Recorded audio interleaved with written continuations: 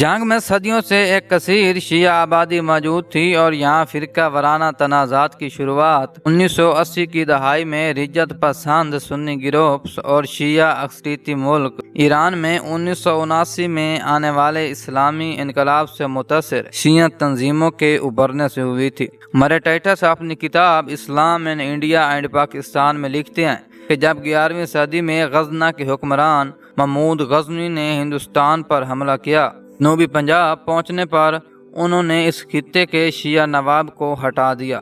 محمود غزنوی کا دعویٰ تھا کہ نواب زندیق ہے، چنانچہ انہوں نے اس کی جگہ ایک سنی نواب کو تخت پر بٹھا دیا۔ اس طرح جنگ کی تاریخ میں پہلی بار شیعہ سنی فسادات برپا ہوئے۔ 1947 میں قیام پاکستان کے وقت جنگ میں اہل تشیع کی اکثریت تھی۔ وہ علاقے کی زرعی معیشت پر نمایاں انداز میں چھائے ہوئے تھے۔ حکومت پاکستان بڑی حد تک جنگ کی شیعہ برادری کے اہم افراد کے اقتصادی وسائل پر منحصر تھی، چنانچہ علاقے میں اس برادری کی ذمہ دار اشرافیہ کے معاشی اور نتیجتاً سیاسی اثر و رسوخ میں بھی اضافہ ہوا، مگر آبادی کا یہ منظرنامہ تقسیم ہند کے بعد جلد ہی تبدیل ہو گیا۔ روہتک، حصار، گورگاؤں اور پانی پت جیسے ہندوستانی شہروں سے سنیوں کی ہجرت کے باعث جنگ میں سنی مسلمانوں کی آبادی میں غیر معمولی اضافہ ہوا۔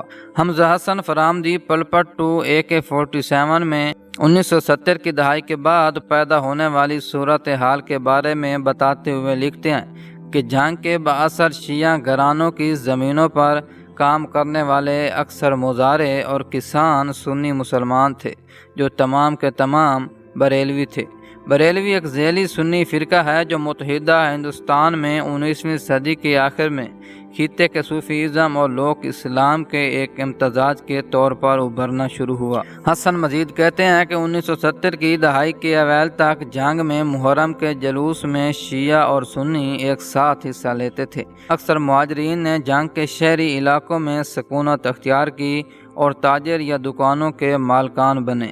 حسن لکھتے ہیں کہ زیادہ تر مہاجرین اپنے آبائی علاقوں کی سخت گیر مذہبی تحریک سے متاثر تھے اور اسی لیے اہل تشیع کی جانب مخاصمت کے ساتھ ساتھ وہ اس علاقے کے دیہی سنیوں کے طور طریقوں کو بھی درست نہیں سمجھتے تھے۔ جنگ میں موجود شیعہ برادری اور بریلوی سنیوں کے درمیان صدیوں پرانے سماجی، اقتصادی اور سیاسی روابط نے شہری مہاجرین کی سیاست کے لیے مشکلات کھڑی کر دیں اور 1970 کے انتخابات میں جنگ کی تینوں قومی نشستوں پر بریلوی اکثریتی جماعت جمعیت علماء پاکستان کامیاب ہو گئی۔